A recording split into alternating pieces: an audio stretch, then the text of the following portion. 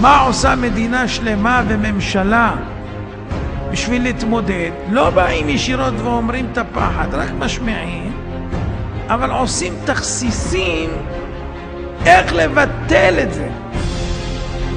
בזמנו ניסו להציע חוק להגביל את הילודה בארץ ישראל, כאילו אנחנו סינים, יש 1.5 מיליארד ואסור להוליד יותר מאחד, כמו בסין. בקושי יש פה 7 מיליון, בקושי.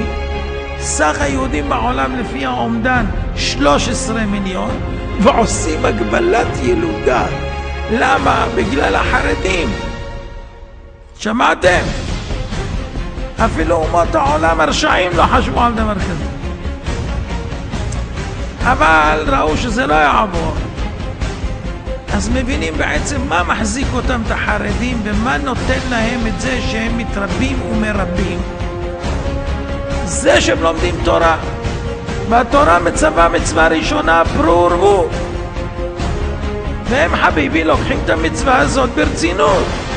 אבל אם נעקור אותם מן התורה, אם נסלק אותם מן התורה, ממילא נערבב אותם איתנו, נלמד אותם גם לימודי חול, ליבה וכל הקשקושים, וניתן להם אפשרות לצאת וללמוד מקצועות אקדמיים, ונכניס אותם לצבא, לכור ההיתוך שלא הצליח כבר 64 שנה, וכל מיני פטנטים, אבל העיקר לתלוש אותם מן התורה, אז ממילא הם יפחיתו בילודה והמצב יהיה פחות מסוכן.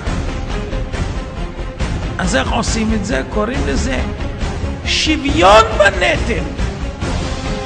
שוויון בנטל, ויוצאים למסע וכולם שוויון בנטל, בנטל, בנטל.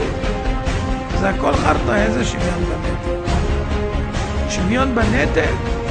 אז אם 5%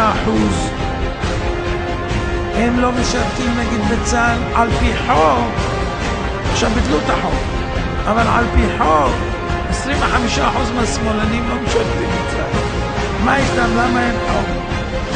אבל היות והמגמה היא באמת רק לבטל את ישראל מן התורה, אז לכן זה הולך על זה.